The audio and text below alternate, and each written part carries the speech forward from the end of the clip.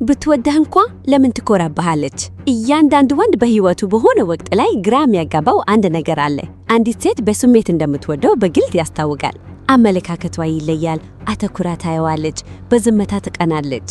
እሱ ሲመጣ ፈገግታዋ ይበራል፣ ፊቷ ይፈካል። ስለሱ ትናንሽ ዝርዝር ነገሮችን ታስታውሳለች። እሱ ባለበት ማታ ስሜቷ ይነቃል። ነገር ግን ስሜቷን በግልጽ ከመግለጽ ይልቅ ድንገት ኩሩ ትሆናለች፣ ትራቃለች። ሁኔታው አስቸጋሪ ይሆናል፣ ስሜቷ ውስብስብ ይሆናል። አሁን ወንዱ እንደ ፈላስፋ የስሜት ሂሳብ ለመስራት እየሞከረ ግራ ተጋብቶ ይቀመጣል። ምክንያቱም ተግባሯ እወድሃለሁ ይላል፣ ጠባይዋ ግን ተረጋጋ፣ አንተ ያን ያህል ልዩ አይደለህም ይላል። እውነቱን ለመናገር ይህ የስሜት መጣራስ ብዙ ሊፈጠሩ የሚችሉ ግንኙነቶችን አጥፍቷል። ምክንያቱም ወንዶች በስነ ልቦና ደረጃ ምን እየተካሄደ እንዳለ በትክክል ስለማይረዱ ነው።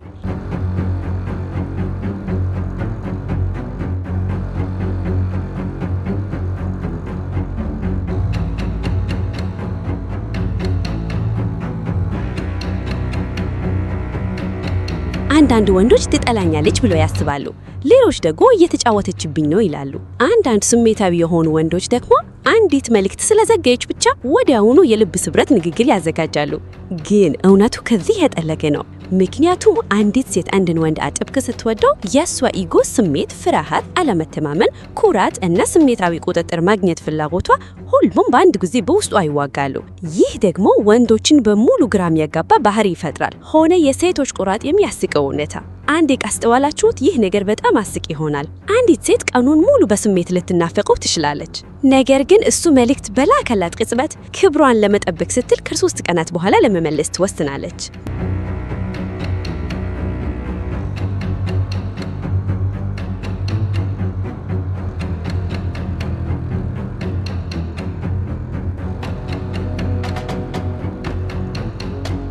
በእውነቱ ግን መልእክቱን 17 ጊዜ አይታዋለች።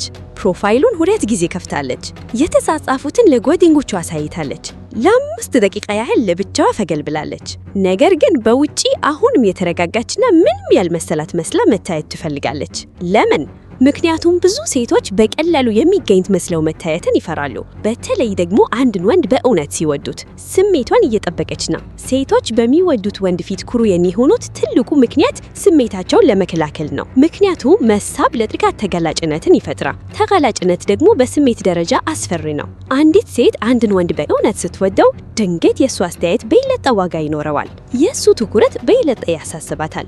የሱ ባህሪ ስሜቷን በጥልፍ ይነካል። ይህ በስሜት ላይ ያለውን ቁጥጥር ማጣት ያስፈራታል። ስለዚህ ስሜቷን በግልጽ ከመግለጽ ይልቅ በስሜት ተታበለች ትሆናለች። ኩራት ብዙ ጊዜ የስሜት መከላከያ ጋሻ ያገለግላል። ችኮላች ወይ ትንጥላድል መስላት ማስፈልግም። ይህ በስነ ልቦና በጣም ተለመደ ነገር ነው። ብዙ ሴቶች በስሜት በጣም የሚገኙ መስለው መታየትን ይፈራሉ። ምክንያቱም ማህበረሰቡ ብዙ ፍላጎት ማሳየት ዋጋን እንደሚቀንስ ደጋግሞ ያስተምራቸዋል።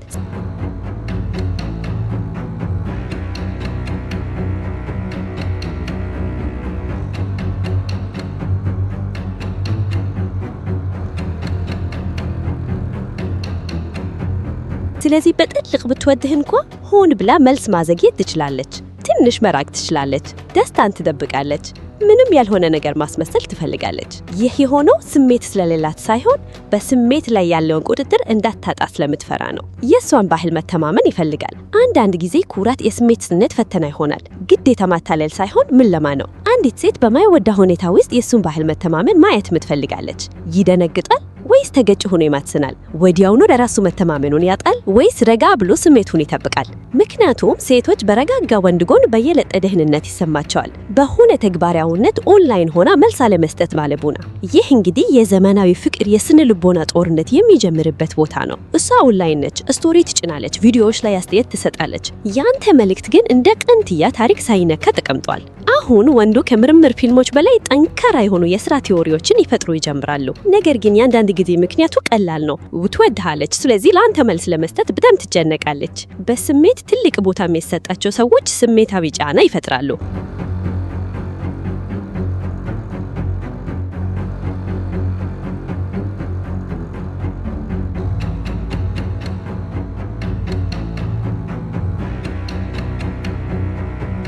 ሴቶችም ውድቅ መድረግን ይፈራሉ። ብዙ ወንዶች ሴቶች ውድቅ መድረግን አይፈሩም ብለው ያስባሉ። የፈጽሞ ስህተት ነው። ሴቶችም ውድቅ መድረግን በጣም ይፈራሉ፣ በተለይ ደግሞ በእውነት የሚያደምቁት ወንድ። ስለዚህ ስሜታቸውን በግልጽ ከማግለጽ ይልቅ በኩራት፣ በመቀለል፣ በመራቅ ወይም በጥንቃቄ ስሜታቸውን ይደብቃሉ። ምክንያቱም ስሜቱ እውነት ሲሆን ጉዳቱ ይበርታል። ሳትለምን የስሜት ዋስትና ትፈልጋለች። ይህ ስውት ግን አስፈላጊ ነጥብ ነው። የምትወድ ሴት በእውነት ዋጋ እንደምትሰጠው ማረጋገጫ በምስጢር ትፈልጋለች። ነገር ግን በቀጥታ ከመጠየቅ ይልቅ ያንተን ቀጣይነት ትከታተላለች፣ ያንተን ጥረት፣ የስሜት መረጋጋትን። ምክንያቱም ብዙ ሴቶች በሌላ ሰው ላይ ጥገኛ ሳይመስሉ ስሜታዊ ዋስትና ይፈልጋሉ። ስሜት እየጠነከረ ሲሄድ ኩራትም ይጨምራል። የሚገርመው የሴቷ ስሜት እየጠነከረ በሄደ ቁጥር አንዳንድ ጊዜ በየለጠ ጥንቃቄ ታደርጋለች። ምክንያቱም አሁን የበለጠ ስሜታዊ አደጋ አለ፣ የበለጠ ትህስር አለ፣ የበለጠ ተገራጭነት አለ፣ የበለጠ መከፈል ፍርሃት አለ።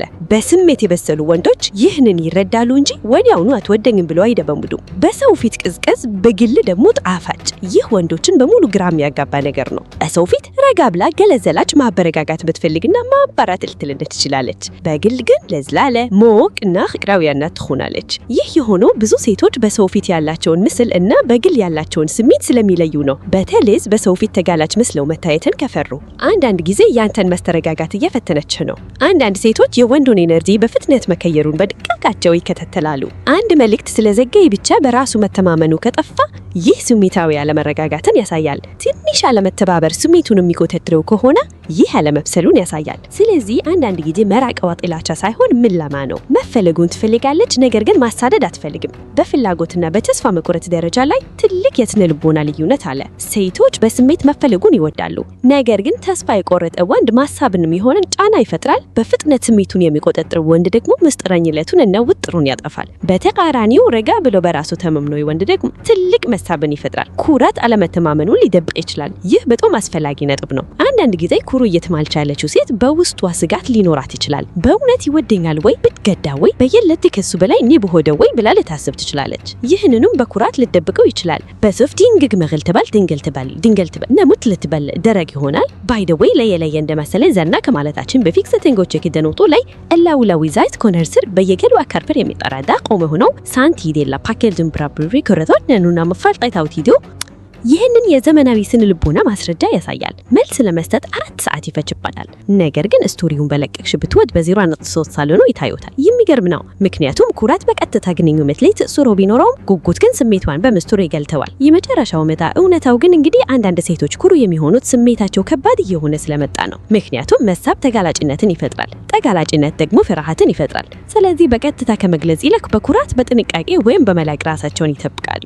ስለዚህ አንዲት ሴት ብትወድህ እንኳን ኩሩ ስትሆን አትደናገጥ። ጥቅሙን መግባባቷ ነይ፣ ጥራቷን ተመልከት፣ የስሜት ጉግልከቷ ነይ። ፍቅር ሁል ጊዜ ጣጣ አይደለም። አንዳንድ ጊዜ ከኩራት፣ ከጭንቀት፣ ከጥንቃቄ ጋር ይደብቃል። ጠንካራ ወንድ ማለት ስሜታዊ ዋስትና ለማግኘት ተስፋ ቆርጦ የሚሮጥ ሳይሆን የሰውን ስሜት ተረድቶ ራሱን ሳይጥል ረጋ ብሎ መጠበቅ የሚችል ነው።